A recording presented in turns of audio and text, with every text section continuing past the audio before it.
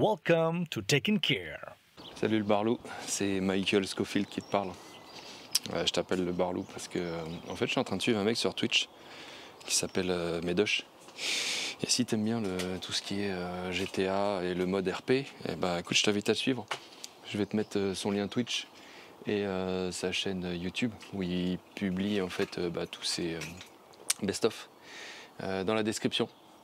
Voilà, va lui donner de la force, moi je le kiffe, je le suis tous les soirs et c'est d'ailleurs un peu à cause de lui que j'ai un peu réduit mes vidéos. Bon, aujourd'hui on se retrouve pour faire un petit life hack. J'ai un truc en fait qui m'est arrivé cet hiver sur Violette au niveau de la charge. En fait, ce véhicule là, vu que je le sors pas quand il pleut et surtout quand il fait froid, du coup elle dort dans le garage, c'est derrière. Il y a un peu en bordel, mais ça on va essayer d'y remédier. Et globalement le problème que je rencontre, il est à ce niveau-là. Voilà, dans le coffre. Pour accéder à la batterie, toi-même tu sais, hein, il faut enlever ce bac, et ce bac il est tenu par des clips que tu vois ici, et du coup tu es obligé de tout démonter à chaque fois pour pouvoir accéder. Attends, je te reprends. Pour pouvoir accéder en fait à la batterie et venir y brancher ton chargeur.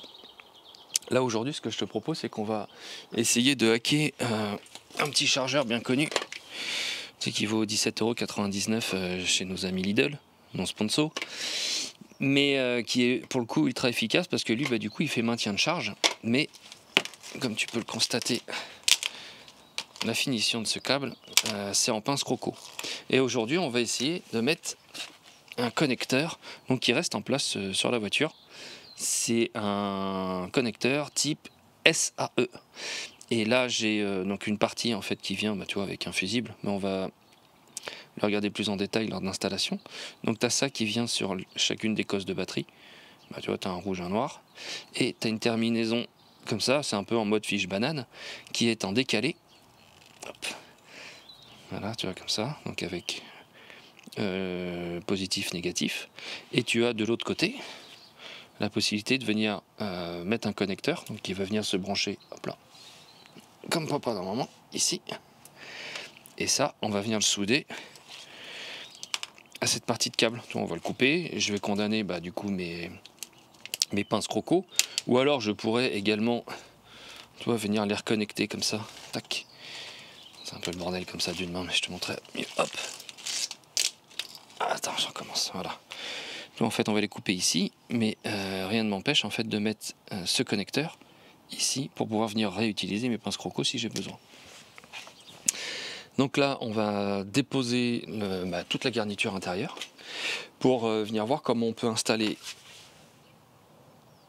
ce connecteur sur la batterie et de manière à ce qu'il soit dispo. Excuse-moi, je t'ai pas mis encore la lumière, mais tu vois on va essayer de le faire glisser à peu près dans le fond là. Est-ce que tu vois?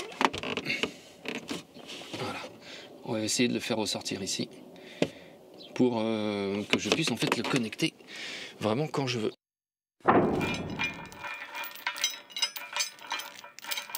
Première étape, on dépose la petite garniture plancher de coffre. Étape d'après, on vient dévisser donc les vis de cette garniture de protection de batterie. Tu fais un petit quart de tour, ça suffit amplement. Tu défais les agrafes, voilà leur tête. Hop. Et maintenant tu peux défaire la garniture en fait en tirant vers le haut. Hop là. Parce qu'en fait elle est emboîtée dans différents endroits dans la garniture. Et là en fait on a accès à la batterie. Arrivé à ce niveau là, au niveau des connecteurs, donc moi je te mettrai la ref que j'ai acheté, mais en fait tu as différents trous, et là moi j'ai pris un trou de 6 mm, donc qui est un tout petit peu plus grand que 6 mm, et qui pour moi va parfaitement dans ces vis de fixation, que tu vois ici, et l'autre ici. Donc en fait tu vois le but c'est que ça, hop là, ça soit vissé juste derrière. Voilà, comme ça tu verras mieux. Voilà. Donc là je vais défaire les vis avec les écrous donc empreinte 10 de chaque côté.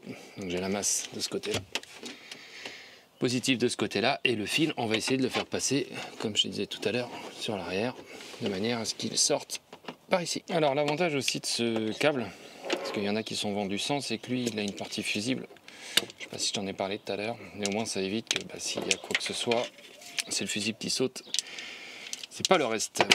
Du coup, on va mettre le... on va débrancher la batterie, voilà, dans l'ordre. Ça va être plus simple. Donc tu commences par le moins, enfin on va juste débrancher le moins, ça va largement suffire. Tac. Voilà, négatif, c'est défait. Là maintenant, on va défaire notre vis, enfin notre écrou.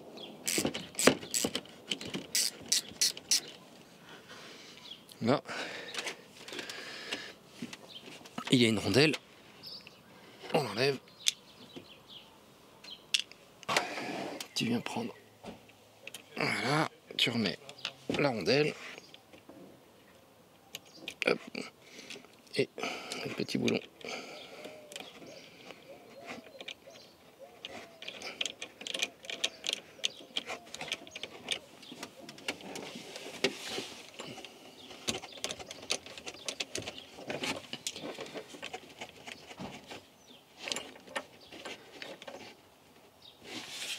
Voilà.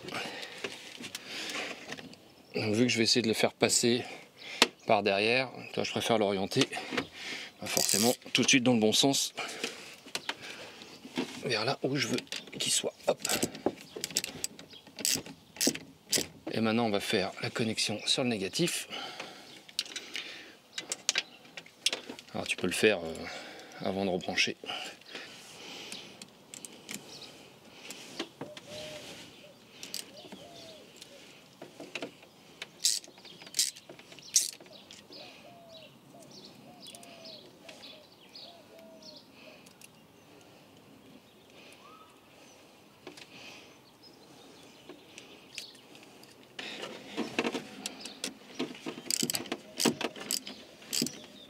Bon, maintenant on va glisser ça derrière, hein, tout simplement. Voilà.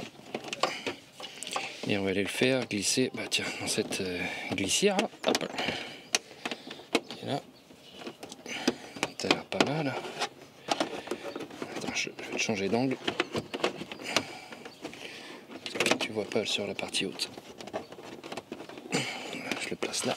Je viens de pousser la garniture parce que l'idée, tu vois, c'est de faire passer le connecteur juste en sortie de garniture, là, en dessous de l'éclaireur de plaque. Voilà, comme ça, le faisceau, je peux le glisser à l'intérieur de la protection en plastique rigide, comme ça, et je peux replacer tranquillement, hop là, la garniture, comme ça. Ça c'est plutôt propre et le connecteur il est accessible. Maintenant on peut venir replacer tranquillou notre garniture.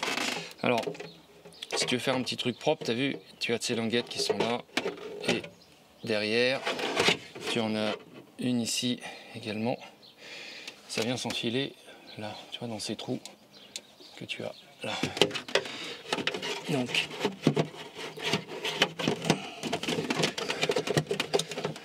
c'est un petit jeu de patience. Mais si tu ne mets pas correctement dedans, ça devient, c'est tordu après. Et forcément, c'est pas le truc le plus joli. Voilà, donc là c'est pris, c'est pris, c'est pris. Nickel, tout est repris dans la garniture. Tu remets tes clips en face, c'est fait. Nickel. Et tu remets ton tapis de coffre. Donc voilà ce que ça donne. Là j'ai ce petit connecteur qui est là. Je vais même essayer de regarder si je peux finir le clipper quelque part. Ça pourrait être pas mal. Bon, je vais regarder ça après, de toute façon c'est pas la priorité. Je remets mon tapis de coffre. Moi, j'ai tapis de coffre, mais c'est quand même un truc rigide, hein. Hop là. Là. Tac. Hop.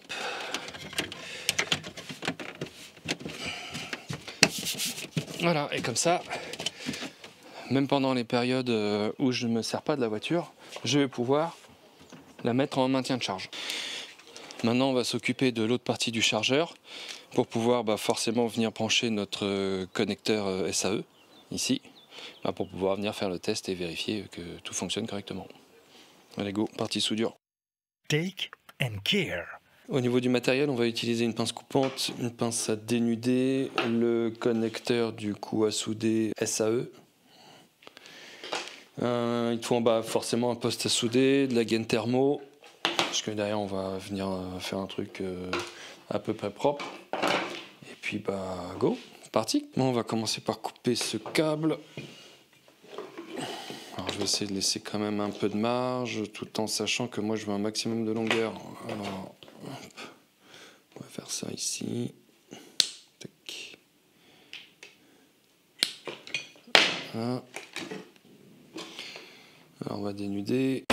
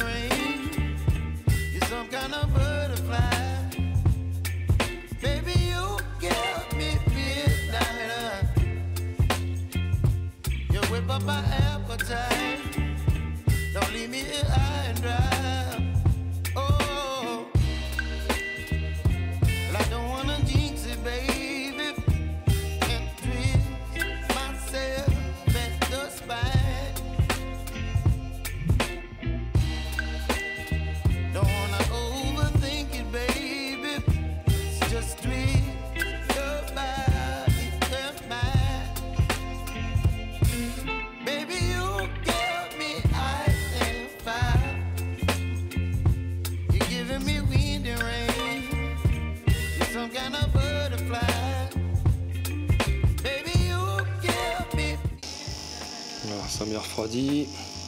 On peut placer les gaines. J'avais pris le soin de bien les mettre loin pour éviter qu'elles se rétractent trop rapidement.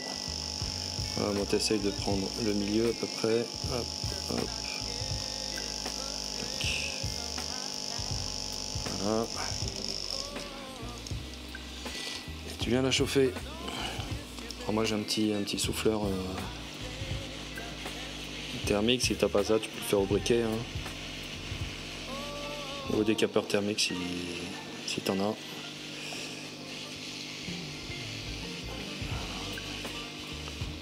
On fait la même chose avec le plus.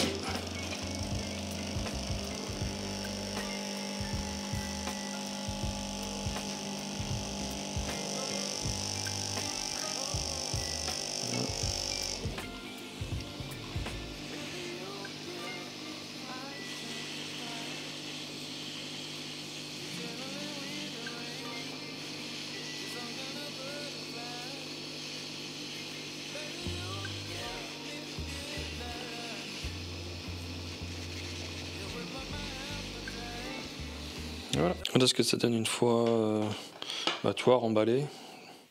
J'ai mon petit connecteur, mon petit capuchon. Voilà, donc on va l'essayer sur la voiture maintenant si ça fonctionne correctement et si ça répond à mes attentes. Take and care. Donc, on déroule le bazar. Ça. Donc je débranche. Enfin, j'enlève le capuchon. J'enlève le capuchon dans la voiture. Je connecte en face. Je vais te montrer après ce que ça donne. Hop. Voilà. C'est bien branché. Le rouge est en face du rouge, le noir est en face du noir. Bon, moi l'idée quand même c'est de mettre ça en dehors de la voiture, comme ça. Top. De manière à ce que je puisse refermer mon coffre. Voilà. Voilà ce que ça donne, le coffre fermé.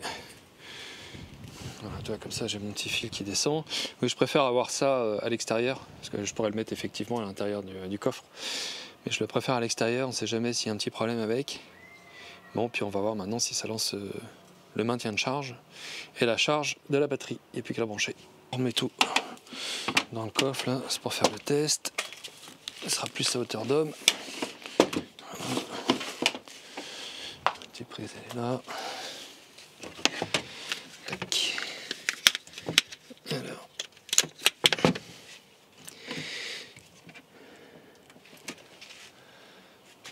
Là. Maintenant, je choisis mon mode moto, voiture. Voilà. Et là, bah, du coup, tu vois, elle lance la charge.